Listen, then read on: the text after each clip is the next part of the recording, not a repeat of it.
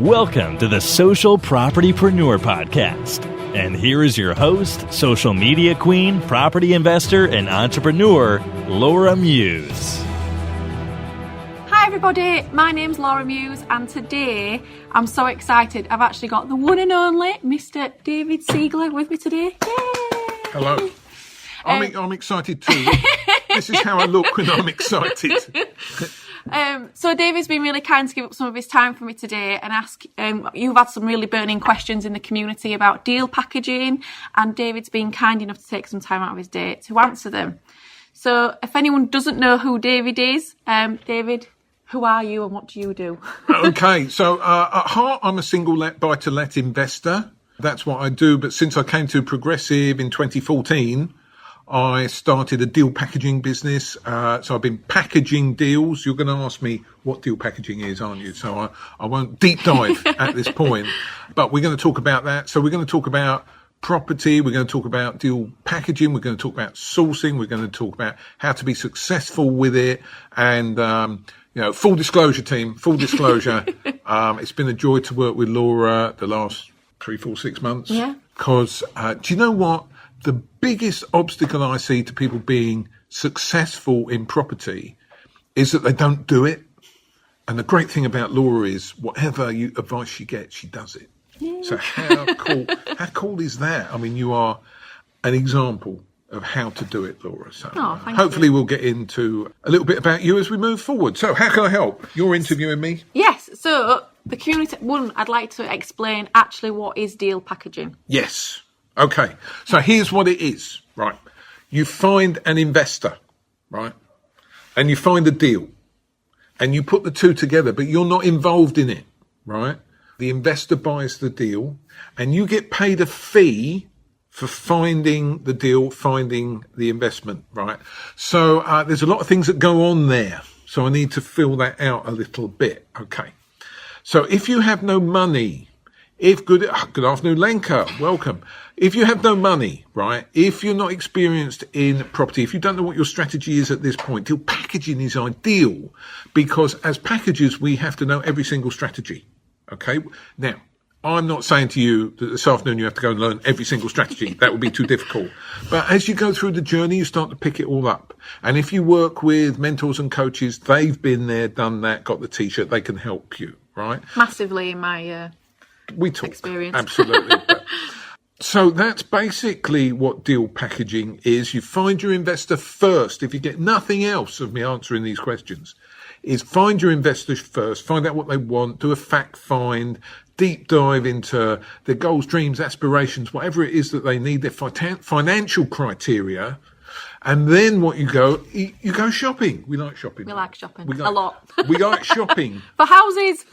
Absolutely, for the investor. That's what you do. And you get paid handsomely as a result.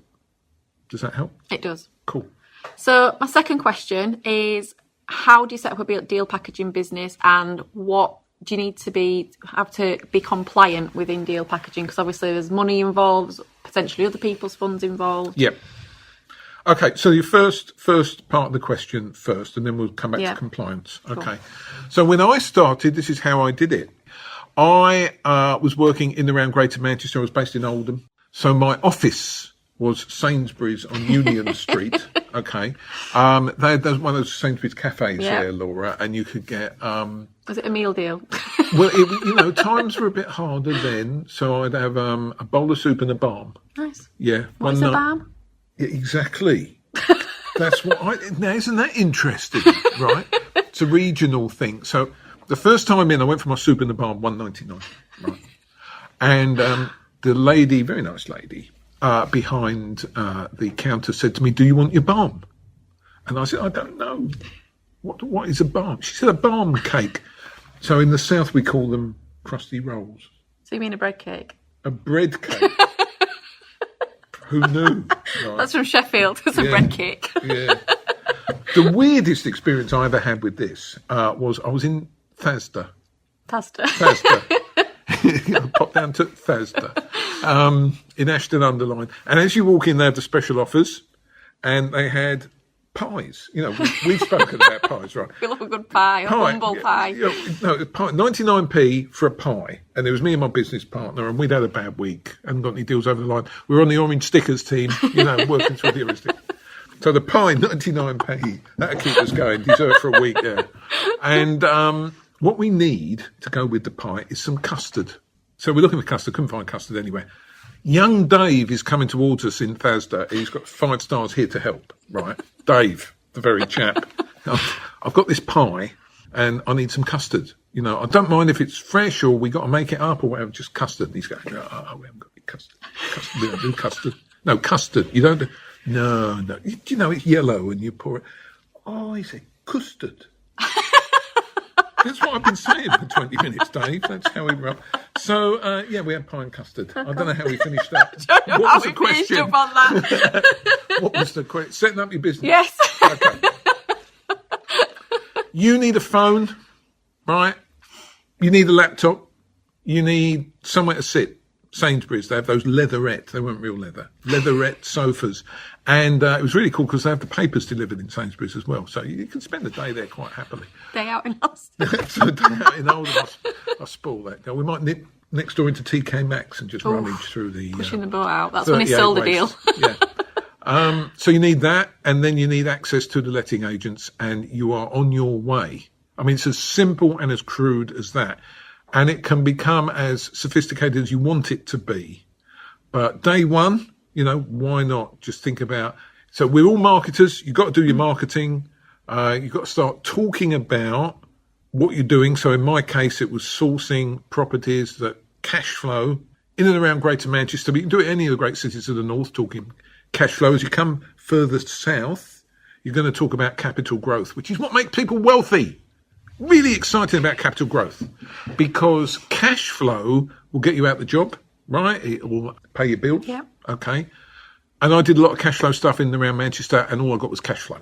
If I bought, instead of 50 odd houses in the north, if I bought 5 in the south, in and around London, I'd be in a completely different place today.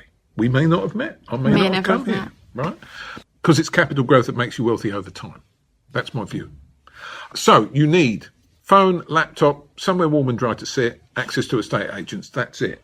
And would you recommend people concentrated on specialising in buy-to-let or specialising in HMO or a bit of everything?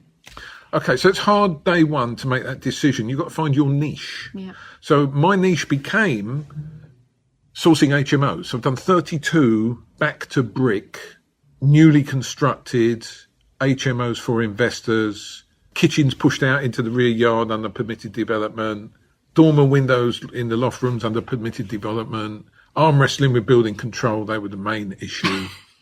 So there were no planning issues, C3 to C4, Resi to HMO. But that's hard. I didn't want to do HMOs. I'm not an HMO landlord, right? I'm a single let landlord. I make no pretense about that. But it's what people wanted, because back in 2015, when I got going, that was the hot strategy. The way SA is today, HMOs. Everyone wanted HMOs. So we did HMOs. So I learned a lot about HMOs by packaging HMOs. What was the question? Don't know. Oh, well, should you pick a strategy? I'm still on pies, I'll be honest. Should you pick a strategy?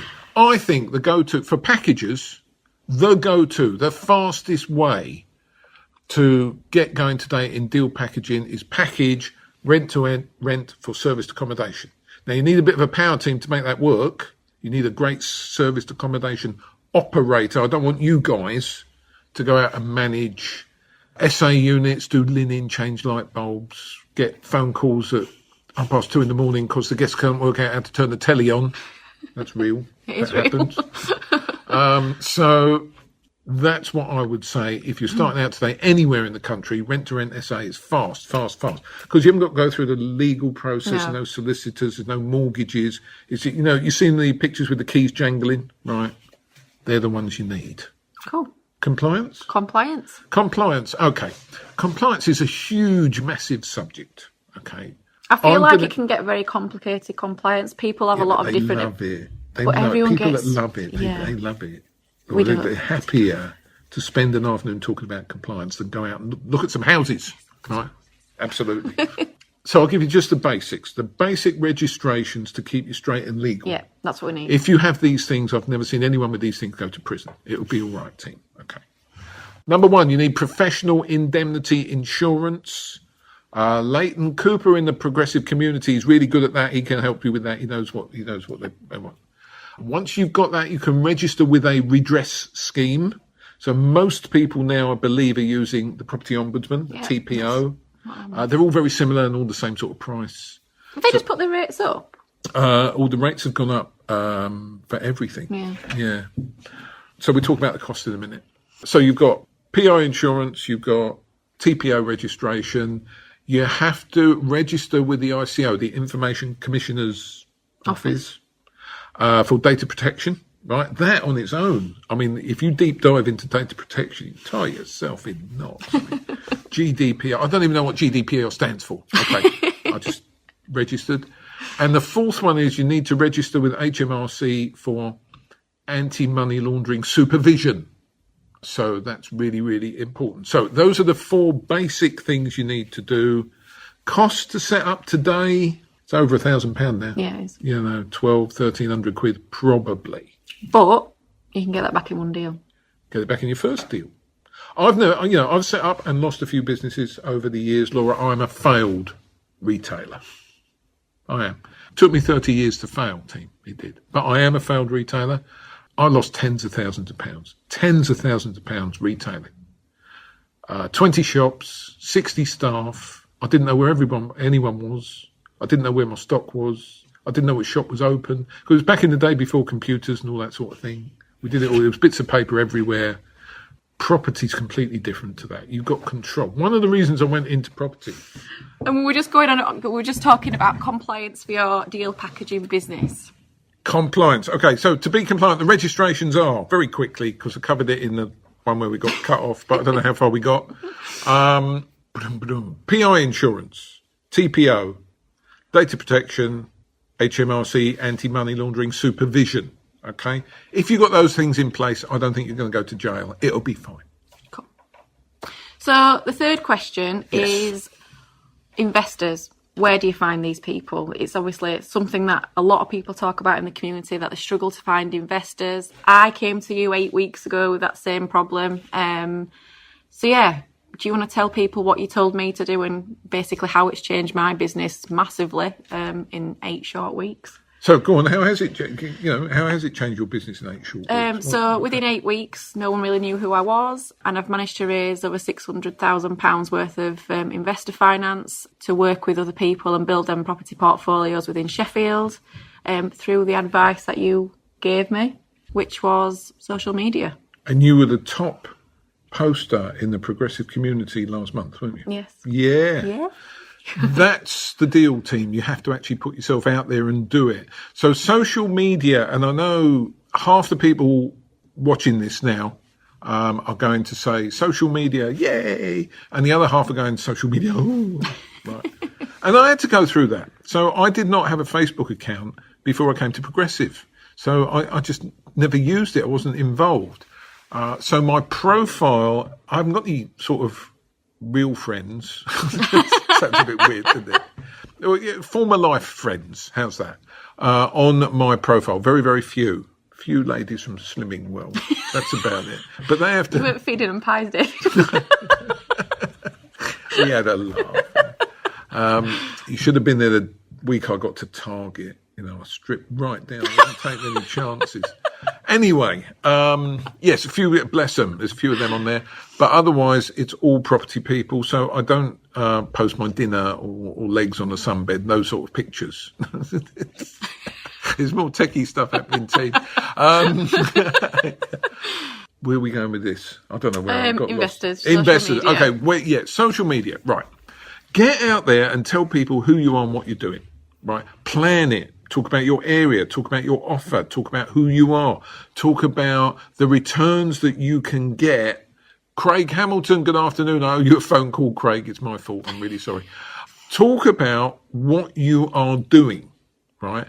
Rob Moore taught me the little that I know, right? He taught me a lot, but I learned a little, okay? Content marketing. Talk about houses, talk about working with estate agents, they want to see the journey. People want to see your journey, okay? One of the best videos that you did was the one where you'd made a mistake and you went back and you put it right and you walked out with an off-market property, right? That's life. That's absolutely what happens. But people love to see the mistakes, especially when you can put it right after. There's Sean Forsey, my friend Sean Forsey, if he watches this later, hi Sean, down in Wales. He started taking pictures of all these smelly, unpleasant little houses that he was going to see. And he had a competition with which had the worst carpet, right? There were some pretty grim carpets there. So put yourself out there, tell people who you are and what you're doing, let your character shine through. The fastest way to find investor money is to use Facebook, but you've got to do it with a bit of fun. You know, I bit my tongue, but I'm going to say it out loud. Right? You love it now. I can tell you love it, right? So you were a bit doubtful when you started, a bit hesitant. Really hesitant when I first started, yeah. Let's throw on a live and just tell them how it is. And you're all in, and Laura, it's cool, right? Because it's who you are. Warts and all. Yeah, absolutely. So it's really, really good. So that is the fastest way in my experience to put yourself out there. We can all think two or three or four people who are positioning themselves in the progressive community and maybe on their own pages as well as go-to people for certain strategies. You know, rent-to-rent SA, HMO, whatever. You got to do it. Get out there and do it. Cool. Okay. Yeah. And so for me, obviously I've got my own personal benefits of why I've got into deal packaging, but realistically, what are the benefits starting on your deal packaging journey where, you know, what do people use that basically of a vehicle to do? Okay. A lot of people who come into deal packaging and start on the journey don't finish up as deal packagers. It's rare 5 years later to find someone who started as a deal packager and is continuing to be a deal packager. So I am, because I did. Jamie York is, because he did. But on the journey, we find other stuff to do as well.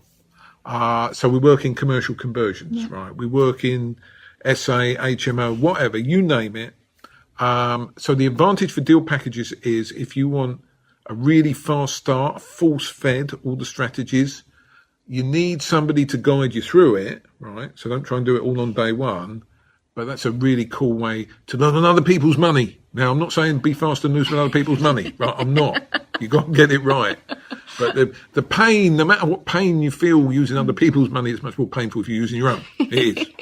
So I think deal packaging is great for you to go out and role play having a property business. In the same way that when we set up the estate agent script, right, I advise people to go to a different town and practice there. Right. I did that. Right. See, she does stuff, right? So if you go to a different town, you can relax in that. It doesn't matter if you crash and burn because you're not going to work there anyway, so it doesn't matter. But then the worst thing that can happen is you get offered a deal. It could go right, okay, but it's not in the town you want. So, you know, this is how it rolls, right? Where are we up to? I want to ask you another question, if that's all right. Go on then, yeah. So I think one thing that's really important as well is obviously when you're working with investors, how do you present the deal? What figures are really important? Obviously, there's a battle between ROI and ROCE. Obviously, being in the deal packaging mastermind, obviously I know which figures I use personally, but, you know, I hear every day, oh, what about ROI? Well, can you clarify that for us? Can indeed. Rick Cusimano, welcome. Good to see you out there, Rick. Okay. I've got a bit of a bee in my bonnet about ROI with respect to property. I don't get it. I got O-levels. I got A-levels. I actually have an honours degree in law. Ooh. I know. It was a long time ago. And I don't get ROI with respect to property.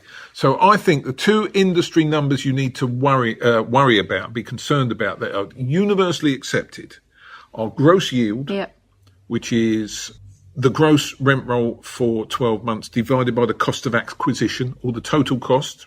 I don't always include my deal packaging fee in the total cost. It's just, I tell them differently. I know that's not quite right. So those are gross numbers. Gross divided by gross. Return on capital employed is your net rent roll after all the deductions, divided by the cash that's left in the deal. So if you refinance, if you go in and buy cash, that's cool. If you refinance, it's the money that you leave in the deal. Those are net figures. Net rent roll, cash left in the deal, gross and gross. ROI, I don't think works for property. It's great if you're selling stocks and shares and gold and bullion and all that sort of thing, because those don't have leverage in the mix. Right? And where I get lost with ROI, my bad, right, is we seem to be trying to work with net numbers and gross numbers at the same time. And I struggle with that. And the other thing you need to be aware of is people use the term ROI when they actually mean ROCE. So any investor worth their salt, the number they want is ROCE, the return on the capital that they've left in the deal. Net numbers, right? Gross yield is an industry-based standard. Usually new investors will talk gross yield, but if you're working with an experienced investor, it's more ROCE. So to answer your question directly, how do you present that to an investor? I invert it. So I will have this conversation with the investor up front, right? And what I will do is I'll find out what numbers they want. Right, I find out what gross yield they're prepared to accept. I find out what the return on the capital employed is that they want. Remembering, of course, that they probably got cash in the bank or building society. What sort of interest rate they're getting, Laura? 0. Right. She's right. Very little, right? So if we can get a return on capital of 16%, 26%, 36%, and those are achievable depending which part of the country you're in, all good, right? This is all good. So I don't present it to them. I get them to confirm. By doing your fact finding. By doing the fact finding, and I say to them very clearly in words of one syllable before that's over, right? So if I go out and find something that gives you a return on your capital of 25%, are you going to be happy with that? Because what's going to happen, Mrs. Investor, so I'm going to go shopping, and as the good book says, seek and you shall find. I'm going to find one, right? So if I go looking for one and find one, are you all in, right? Is that where we are with this? If you can get me 30. Well, if 30 is a number, then I need to know 30 is a number, right? So I've got sort of a conditional close going on there. Yeah. Okay, I'm going shopping, then I come back. Guess what, Laura? I found it. I've got your 30% return on capital employed. Fab. Woo! Shall we do the paperwork? Let's do it. There you go. You see, it wasn't it? Sold. Done. So I would start there and I would... I'm quite new in my deal packaging journey. I've only been doing it really 8 weeks. Yep. And what I have found is, for me personally, actually sitting down and explaining kind of what figures I use to work out the ROCE, because what I have found by certain investors is they work it out completely different to what I do. Yep. Is that something that you do as well? Yep. Cool. So it's part education. We have to educate people. Yeah. It's actually, and the other thing is, they don't understand the numbers that they're working out. No. So it's an educative process. What they think they're working out is actually a completely wrong number. Okay, I've had that. So that's why I keep it very simple. 2 numbers, gross, net. Don't mix them up. Cool. And my last question for you is, what are the common mistakes that new deal packagers make and how to avoid them? Yes. 2 big ones. Inactivity. So why do people come on our training? Not you, Laura, because you didn't. No, but you didn't do this, right? Sunday night they drive home with a skip in their step. They're all revved up and enthusiastic and ready to go, right? And they wake up Monday morning, everything's changed. Because now they have to do something. They've got to do something. What are they going to do all on their own? So just do something. Make a few phone calls, go and see some estate agents, tell them what you're doing, do a couple of Facebook posts. You don't have to do video day one. You don't have to live it day one. You can blog your way, right? Start to build your profile as an honourable and professional deal packager in the forums where you think that will attract attention, right? I'm always told off for not doing it enough. It doesn't take very long. One of my mentors shared with me how long each day he spends on social media. It quite took me aback because I squeeze in like a minute and a half here and 2 minutes there. But it's a bit of an afterthought, right? But this is planned like a military operation, you know. Do we know this guy that you're Yeah, we talking do. about? We I do think, know who he is. You know, and we're talking into hours here, right? Because by the time you finish with Facebook and LinkedIn and Instagram and Twitter and whatever else, right? And it's a very serious thing to do. I've got to get my head around this. So I am now working with the fantastic team at Progressive who are going to look after my social media for me going forward. They're going to tell me what to do, and then I'm going to have to go and do it. And and I thought that was the best way for me to move forward, because left to my own devices, I tend not to do it, and you've got to do it. So you said two mistakes that deal packages made. Number one, they don't do anything. So you've got to do something. And number two, enjoy the process. Right, don't get driven by fear. I mean, fear is a terrible thing, and fear can hold you back, and fear turns you into somebody you're not, and fear takes all your good qualities away and just leaves you with the bad qualities. And don't be fearful, right? Don't be frightened. I have people say to me, I'm frightened of going into estate agents. You know, I'm frightened if they got a lion in the estate agent. That would be, I wouldn't go into that estate agent, right? Because, you know, I don't want to get gnawed upon by a huge carnivore. I don't, okay? But just fear of going into an estate agent, I don't get that, right? I've got somebody in my head. She said to me, right, she's frightened of making a phone call. Yeah, I can get that, right? But the physical process of picking up a phone and dialing a number and making a phone call, we can all do that. The fear is about what you think the perception's going to be at the other end. Who cares, right? Just practice the scripts, the things you're supposed to say, scripts. Practice it. So there's only one. I've been thinking, while I've been talking about your question, you said the two things, but actually it's only one thing, okay. Laura. The one thing is just do something. Do it. Get out there and do it. And just going back to your estate agency point, Yes. I did feel a bit fearful when I first started on my journey going into a deal packaging, into an estate agents. But one thing I think that really helped me is I actually went in with properties they were advertising to strike up that conversation to start off with. So I didn't kind of feel like I was going in and... So you talked about stuff they had on the racks? Basically. Okay, cool. And it kind of opened a easier conversation. Right. So how long before that fear went away? Because you're not frightened now. Probably within a day. A day? Or even the first estate agency I went into, if I'm honest. I think once you've done it, they're just normal people. I don't know why we build up this preconception that they're something that they're potentially not. Yeah, they're going to suss you out. They'll know that you're a newbie and you don't know your stuff, right? And they're like hard-nosed property sharks, right? Most of them are not even into property themselves. Well, they don't know. They don't know as much as you do about property, right? And Look who's watching! Look who's watching! Don't mention his name. No. Hello, Kevin. And they got like a bottom drawer, you know, with their black book in with their bigwig investors, and you're not going to be there. And they haven't. I'll tell you what, the property tarts, that's what estate agents are. You sell one deal for an estate agent, they'll give you anything. Because that's what they're there for. They've got overheads, they've got offices, they've got cars, they've got wages, right? They've got to sell houses. If you can sell houses, they'll work with you. Cool. Well, thank you so much, David, for your time today. I My really pleasure. appreciate it. Good. Oh, here we go. Oh, my husband's now watching. He's next door. I'm not watching. I'm passing by. It's Mr. McDonald, that is. Yeah. He's not actually watching. Thanks for not watching, Kevin. Mr. McDonald is not my husband. The comment below is. Just to point that out. Cool.